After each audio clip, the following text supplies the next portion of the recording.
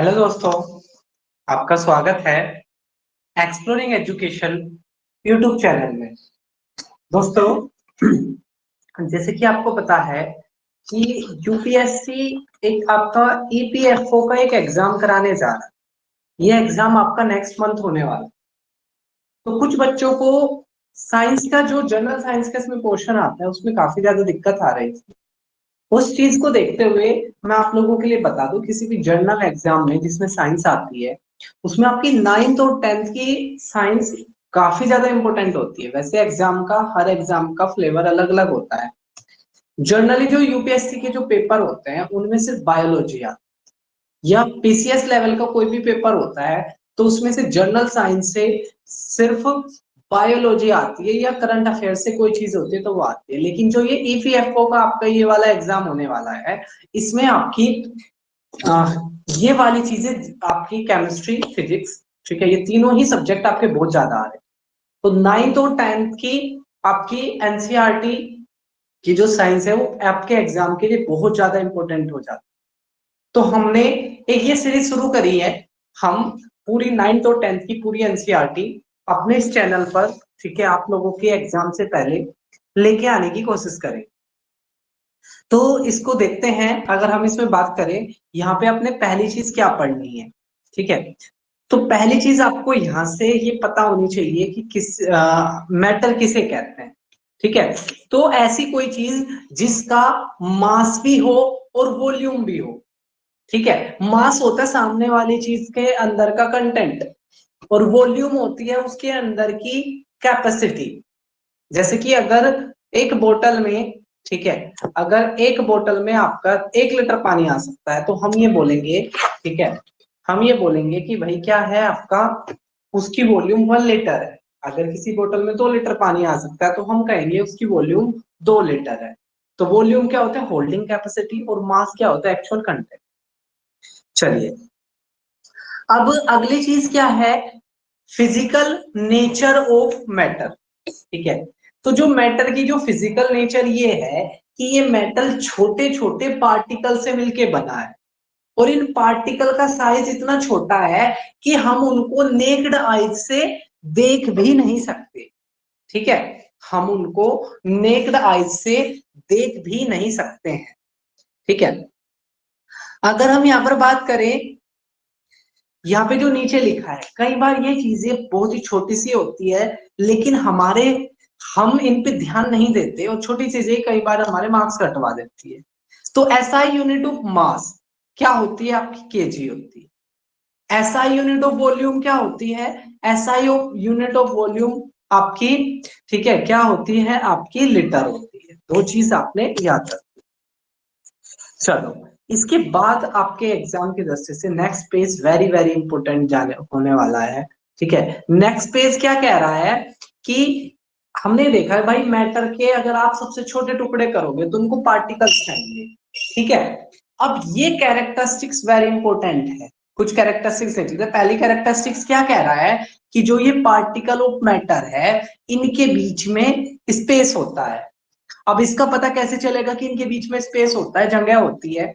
तो जैसे अगर आप पानी है, ठीक है, पानी के अंदर आप नमक डालोगे तो कुछ देर के बाद आपको नमक पता नहीं चलेगा कहाँ चला गया। तो वो चला कहाँ गया, इन पार्टिकल्स के बीच में गैप था, ठीक है। इन पार्टिकल के बीच में गैप था, उस गैप में वो वाली चीज चली गई है, ठीक है। तो कैरेक्टरिस्टिक्स क्या है पार्टिकल ऑफ मैटर की, कैरेक्टरिस्टिक्स ये है कि जो ये पार्टिकल ऑफ मैटर है इनके बीच में स्पेस होता है, ठीक है। और पता किससे चला, पता चला पानी से, कि पानी के बीच में हमने क्या कर दिया, नमक घोल दिया। जब एक ऐसी कंडीशन आ जाए कि पानी के अंदर और नमक ना घुले तो उसे बोलते हैं हम सैचुरेटेड स्टेट, ठीक है।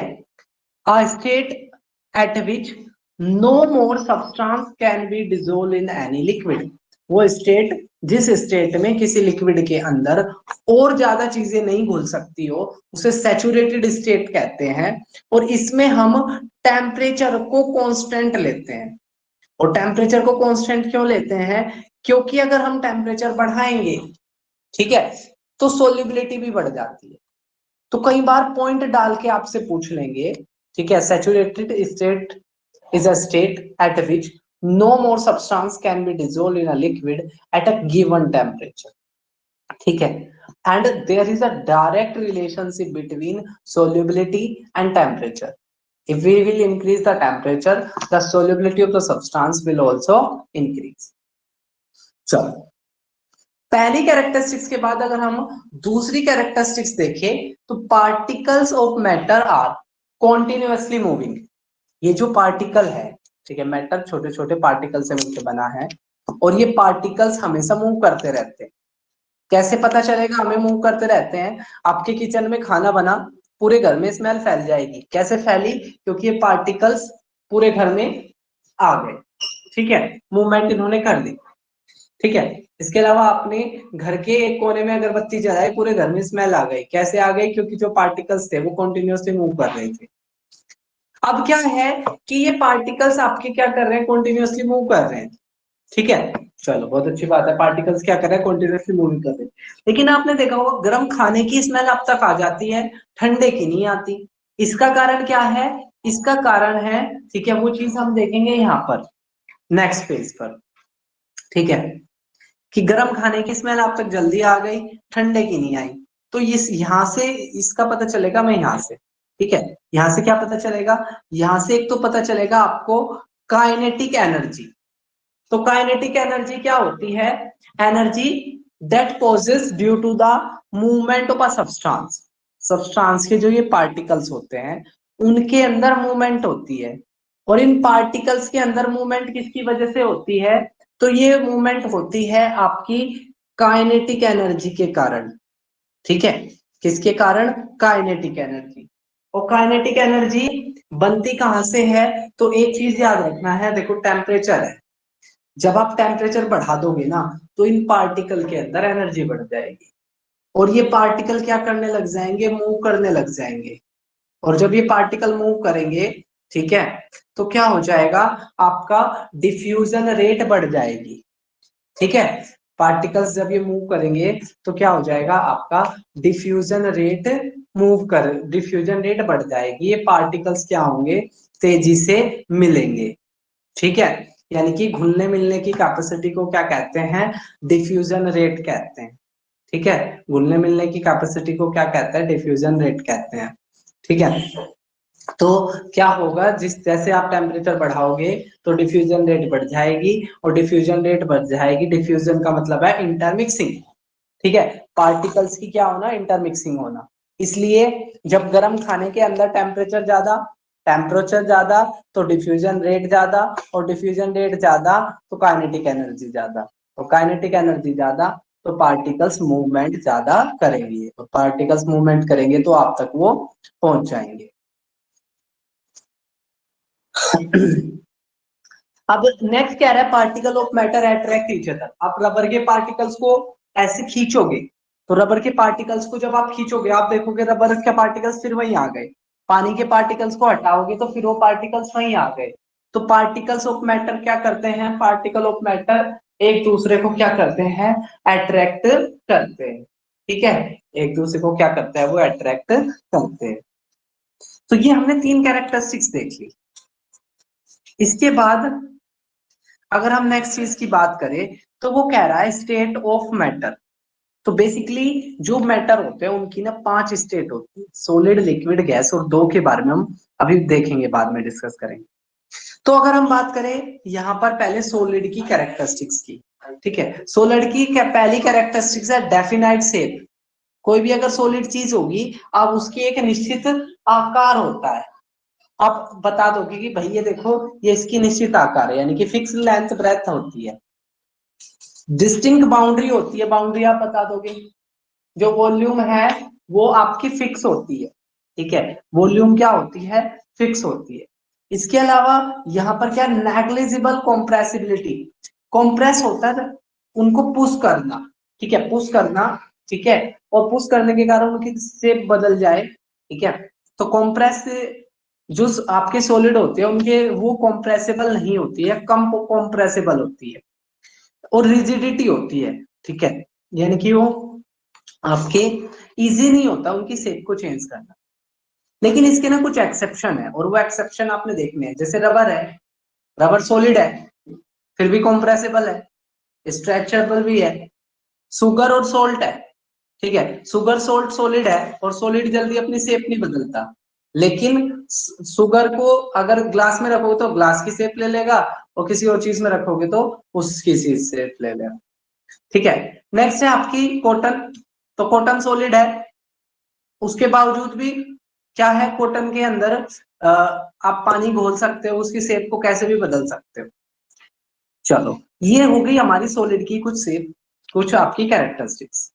ठीक है, अगर इसके बाद अगर हम बात करें लिक्विड की, तो लिक्विड की कोई फिक्स शेप नहीं होती, लेकिन वॉल्यूम फिक्स होता है, और ये उसी कंटेनर की शेप ले लेते हैं जिसमें आप इसको रखते हो। और एक चीज इंपोर्टेंट होती है, ठीक है, जो लिक्विड होती है they are able to fluid, वो फ्लूइड करने के एबल होती है, फ्लूइडिटी वाली प्रॉपर्टी पाई जाती है लिक्विड के अंदर। अब इसके बाद अगर हम नेक्स्ट चीज की बात करें, रेट ऑफ डिफ्यूजन। डिफ्यूजन होता है पार्टिकल्स का मिलना, तो जो सॉलिड होते हैं उनमें डिफ्यूजन रेट कम होता है, ठीक है, और जो आपके लिक्विड होते हैं उनमें उससे ज्यादा डिफ्यूजन रेट होता है, और गैस में सबसे ज्यादा होता है, यानी कि गैस आसानी से मिल लेती है। ठीक है, पार्टिकल्स के बीच में गैप ज्यादा होता है गैस के अंदर। तो गैस की सबसे बड़ी खासियत होती है इनकी कॉम्प्रेसिबिलिटी। कॉम्प्रेसिबिलिटी के कारण ही हम क्या कर पाते हैं, इनको गैस को सिलेंडर के अंदर भर पाते हैं। अब अगर हम बात करें नेक्स्ट की, तो नेक्स्ट कह रहा है आपका कि क्या मैटर को बदला जा सकता है। मैटर ऑफ स्टेट जो होती है, सॉलिड लिक्विड गैस, तो इनको बदला जा सकता है। यस, बिल्कुल बदला जा सकता है। किससे बदला जा सकता है? टेम्परेचर एंड प्रेशर से। टेम्परेचर बढ़ा दो या घटा दो, तब आप स्टेट बदल दोगे। ठीक है, ऐसे प्रेशर को बढ़ा दो या घटा दो, तब भी आप क्या बदल लोगे, तब भी आप उसकी स्टेट को बदल लोगे। ठीक है, चलो, अब यहाँ पे ना हम एक प्रोसेस देखते हैं कि किस प्रोसेस से कौन सी चीज बदलती है। ये चीज देखो आप, ठीक है, यहां से हम शुरू करते हैं। सॉलिड, सॉलिड को आप गर्म करोगे तो वो लिक्विड में बदल जाएगा। इसको मेल्टिंग भी कहते हैं, फ्यूजन भी कहते हैं। ठीक है, सॉलिड को गर्म करो, फ्यूजन के प्रोसेस के द्वारा वो लिक्विड में बदल जाएगा। और गर्म करो तो वो वेपोराइजेशन के प्रोसेस के द्वारा गैस में बदल जाएगा। अब आप क्या करो, गैस को, ठीक है, गैस को क्या करो, आपका सॉलिड में बदल दो। ठीक है, गैस में अगर आप टेम्परेचर कम कर दोगे तो वो किस में बदल जाएगी, सॉलिड में बदल जाएगी। और ऐसे सॉलिड को अगर गर्म करोगे तो वो किस में बदल जाएगी, गैस में। इस प्रोसेस को कहते हैं सब्लिमेशन। ठीक है, जब कोई सॉलिड डायरेक्ट गैस में बदल जाए बिना लिक्विड में बदले हुए, उस प्रोसेस को सब्लिमेशन कहते हैं। जैसे आपने देखा होगा हवन वगैरह में, ठीक है, कपूर डलता है, एक व्हाइट सा सब्सटेंस होता है, कपूर डलता है कैंपर। और क्या, इसको क्या करते हैं, ये जलते ही किसमें बदल जाता है, आपका गैस में बदल जाता है। इस प्रोसेस को क्या बोलते हैं, सब्लिमेशन। जब कोई एक सॉलिड डायरेक्टली गैस में बदल जाए बिना लिक्विड में बदले, उसे हम क्या कहते हैं, सब्लिमेशन। ठीक है, तो ये 6 प्रोसेस है, ठीक है, जो सॉलिड और लिक्विड को क्या करते हैं, एक दूसरे में बदल देते हैं। लेकिन उससे पहले आपको इस पेज पे एक चीज देखनी होगी, latent heat of fusion. Latent heat of fusion, ठीक है, आप ये देखोगे जब एक सॉलिड को हम बदलने लग जाते हैं लिक्विड में, तो पहले हमें उसको पिघलाना होता है। और जब हम पिघला रहे होते हैं तो ये जो पार्टिकल्स टाइटली पैक है, क्योंकि पार्टिकल्स के बीच में अट्रैक्शन फोर्स है, ठीक है, इस अट्रैक्शन फोर्स को तोड़ने में यूज होती है हीट। और ऐसी हीट जो सॉलिड के पार्टिकल्स को तोड़ने में यूज होती है, सॉलिड के पार्टिकल्स के बीच जो अट्रैक्शन फोर्स है उसको तोड़ने में जो हीट यूज होती है, ठीक है, उसे लेटेंट हीट बोलते हैं। ठीक है, तो लेटेंट हीट क्या होती है, बेसिकली 1 किलो सॉलिड को, ठीक है, गैस में बदलने, लिक्विड में बदलने को लेकर जितनी हीट की जरूरत पड़ती है उसे हम क्या कहते हैं, लेटेंट हीट कहते हैं। और टेम्परेचर के लिए बेसिकली हम दो यूनिट लेते हैं, या सेल्सियस या केल्विन। तो कई बार पूछते हैं, ठीक है, 0 degree Celsius is equals to 273 kelvin, ठीक है, 0 degree Celsius is equals to 273 kelvin. तो अगर हम बोले कि पानी भाई 100 डिग्री पे उबलने लग जाता है, अगर केल्विन में बदलना हो तो क्या करो, इसमें 273 ऐड कर दो, ठीक है। तो पानी कितने केल्विन पर उबलता है, पानी उबलता है आपका 373 केल्विन। अब यहाँ एक चीज और होती है जो आपने अच्छे से समझनी है, और वो क्या, वो ये कि भाई इंसान भाप जो होती है ना, स्टीम, स्टीम से ज्यादा प्रभावित होता है, ठीक है। मतलब अगर स्टीम हैव सीवियर बर्निंग, भाप से इंसान ज्यादा जलता है या ज्यादा नुकसान होता है उसको। तो ऐसा क्यों होता है, क्योंकि भाप के अंदर, ये चीज देखो, भाप के अंदर क्या होता है, भाप के अंदर 100 डिग्री अलग से है, ठीक है, उसके अंदर लेटेंट हीट भरी हुई है, भाप के अंदर लेटेंट हीट भरी हुई है, इस वजह से हमें क्या होता है, भाप से हम ज्यादा जलते हैं। ये देखो, ऐसा यूनिट टेम्परेचर की अगर पूछे तो आपने केल्विन लगाना है, ना कि सेल्सियस। और 0 डिग्री सेल्सियस कितना केल्विन होता है, 273 केल्विन होता है, 273 केल्विन होता है। देखो यहाँ पे दिखाया है सब्लिमेशन, ठीक है, कैंफर को जब आप गर्म करोगे वो सीधा किस में बदल जाएगा, सीधा गैस में बदल जाएगा, विदाउट चेंजिंग इनटू लिक्विड। अब देखो, एक है बॉइलिंग, सॉलिड को, किसी लिक्विड को गर्म करना, वो भाप में बदल जाए, वो बॉइलिंग है। लेकिन एक लिक्विड को भाप में बदलना below it's boiling point, below it's boiling point क्या कहलाता है, इवापोरेशन कहलाता है, ठीक है। जैसे आप देखोगे आपके कपड़ों में पानी है, आपने कपड़े धुले और कपड़ों में पानी है, तो आपने छत पे डाल दिया, तो बॉइल तो करेंगे आपने, 100 डिग्री तक गर्म तो किया नहीं, फिर भी आपके कपड़ों से पानी चला गया, कहाँ चला गया, क्योंकि इवापोरेशन हो गई, और इवापोरेशन के कारण वो पानी खत्म हो गया, यानी कि वो लिक्विड किस में बदल गई, आपकी गैस में बदल गई। इसे क्या कहते हैं हम, इसे हम इवापोरेशन कहते हैं।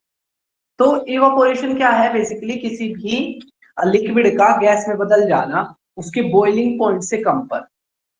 कौन कौन से फैक्टर हैं जो बॉइलिंग को प्रभावित करते हैं, पहला फैक्टर है सरफेस एरिया। तो अगर सरफेस एरिया बढ़ेगा तो इवापोरेशन बढ़ जाएगी, और सरफेस एरिया घटेगा तो इवापोरेशन घट जाएगी, यानी कि डायरेक्ट रिलेशन है टेम्परेचर में और इवापोरेशन। दूसरा है आपका सरफेस एरिया में, सरफेस एरिया बढ़ेगा इवापोरेशन बढ़ेगा, ठीक है, और सरफेस एरिया कम होगा तो इवापोरेशन कम होगा, यानी कि अगर आप किसी दिन कपड़े को फैला के नहीं आए, ठीक है, तो कपड़े देर से सूखेंगे, फैला के आए तो जल्दी सूख जाएंगे। इंक्रीज इन टेम्परेचर, अगर आप टेम्परेचर बढ़ाओगे, अगर आप टेम्परेचर बढ़ाओगे तो इवापोरेशन भी बढ़ जाएगा, टेम्परेचर कम करोगे तो इवापोरेशन भी कम हो जाएगा। अगला कह रहा है डिक्रीज इन ह्यूमिडिटी, अगर हवा में नमी ज्यादा होगी तो इवापोरेशन कम होगा, उस दिन कपड़े जल्दी नहीं सूखेंगे। और अगर हवा में नमी कम होगी, गर्म हवा चलेगी तो कपड़े जल्दी सूखेंगे, ठीक है। अगला कह रहा है विंड स्पीड, अगर हवा तेज होगी, तेज हवा चलेगी, कपड़े जल्दी सूख जाएंगे, हवा धीमी चलेगी तो कपड़े कम सूख। Last thing is very important, evaporation का इफेक्ट क्या होता है, तो इवापोरेशन से होता है कूलिंग, इवापोरेशन से होती है कूलिंग, ठीक है। अगर आप देखोगे कॉटन की टी शर्ट पहन लेते हो तो पसीने आएंगे, पसीने बाहर निकल जाएंगे और आपको ठंडक महसूस होगी। मटके में पानी रखोगे, पानी ठंडा हो जाएगा बाहर, ठीक है, पानी निकल जाएगा, जो हीट है वो बाहर निकल जाएगी, ठीक है। जो लड़कियां थिनर लगाती हैं, नेल पॉलिश लगाने से पहले जो थिनर वगैरह लगाया जाता है, वो भी जब लगता है तो तब भी क्या होता है, आपका कूलिंग महसूस होती है। तो ये सारी चीजें क्या है, ये आपकी इवापोरेशन के कारण ही होती है। तो इवापोरेशन का इफेक्ट क्या है, इवापोरेशन का इफेक्ट होता है आपका कूलिंग, ठीक है। इवापोरेशन का इफेक्ट क्या होता है, कूलिंग। चलो, अब यहाँ पे दो चीज और आपने समझ लेनी है।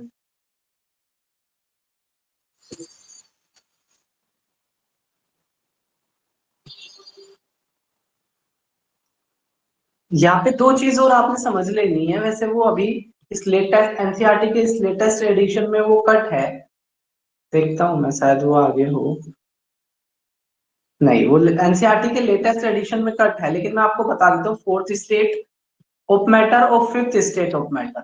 ठीक है, जो फोर्थ स्टेट ऑफ मैटर है, ठीक है, फोर्थ स्टेट ऑफ मैटर कहती है, उसका नाम है आपका प्लाज्मा। ठीक है, और ये क्या है, देखो आपने गर्म करा सॉलिड को, लिक्विड बदल गया, लिक्विड को गर्म करा, गैस बदल गया, गैस को भी बहुत ज्यादा टेम्परेचर पर गर्म कर दो, गैस क्या होगी, गैस कन्वर्ट हो जाएगी आयंस की फॉर्म में, इसे क्या कहते हैं, प्लाज्मा कहते हैं। कहाँ देखने को मिलता है ये, एक तो आपको देखने को मिलता है जो आपकी सीएफएल होती थी ना, ठीक है, उसमें आपको प्लाज्मा देखने को मिलता है। एक आपका जो सन है, ठीक है, आप जानते होंगे सन पे 5000 डिग्री सेल्सियस का टेम्परेचर है, तो वो भी किसका एग्जाम्पल है, वो भी प्लाज्मा वाली स्टेट का एग्जाम्पल है। ठीक है, तो प्लाज्मा क्या है, बेसिकली जब गैस को बहुत ज्यादा टेम्परेचर पर गर्म कर दे तो गैस आयंस की फॉर्म में कन्वर्ट हो जाएगी, उसे फोर्थ स्टेट ऑफ मैटर कहते हैं। और जो फिफ्थ स्टेट ऑफ मैटर है, ठीक है, वो कहलाती है आपकी बोस आइंस्टीन। इसका नाम बोस इसलिए पड़ा क्योंकि भारत के साइंटिस्ट सत्येंद्र नाथ बोस और अल्फ्रेड जो आपके आइंस्टीन थे, ठीक है, उन दोनों के एफर्ट से इसको कहा गया था। और इसमें क्या है, वहां पे हमने एक्सट्रीम टेम्परेचर पर गर्म किया था गैस को, यहाँ पर आप किसी सॉलिड को एक्स्ट्रा कूल कर दो, बहुत टेम्परेचर बहुत ही डाउन कर दो, और वो जिस फॉर्म में चला जाएगा उसे बोलते हैं हम बोस आइंस्टीन फॉर्म। ये एक सुपर फ्रोजन फॉर्म होती है, पार्टिकल्स को सुपर फ्रोजन वाली फॉर्म क्या कहलाती है, आपकी बोस आइंस्टीन फॉर्म कहलाती है। अब देखो एक चीज आपको दिख रही होगी यहाँ पर यूनिट, ठीक है, यहाँ पर आप यूनिट दिख रही होगी टेम्परेचर, ठीक है, टेम्परेचर की यूनिट आपकी केल्विन सिंबल की, लंबाई की मीटर एम, मास की किलोग्राम केजी, वेट की आपकी न्यूटन, याद रखना मास की किलोग्राम लेकिन वेट की होती है न्यूटन, वॉल्यूम की क्यूबिक मीटर, डेंसिटी यानी कि mass upon volume, mass upon volume को हम डेंसिटी कहते हैं। जो चीज भारी होती है वो पानी में डूब जाती है, जिसकी डेंसिटी ज्यादा होती है वो पानी में डूब जाती है। तो डेंसिटी की होगी किलोग्राम पर क्यूबिक मीटर, और प्रेशर की हो गई क्या, पास्कल। तो अपना फर्स्ट चैप्टर हुआ, इसी तरीके से हम पूरी एनसीईआरटी करेंगे। सीरीज आपको कैसी लगी, कोई भी डाउट हो आप कमेंट बॉक्स में पुट कर सकते हो। तो फिर मिलेंगे नए चैप्टर के साथ, तब तक के लिए टेक केयर, जय हिंद जय भारत।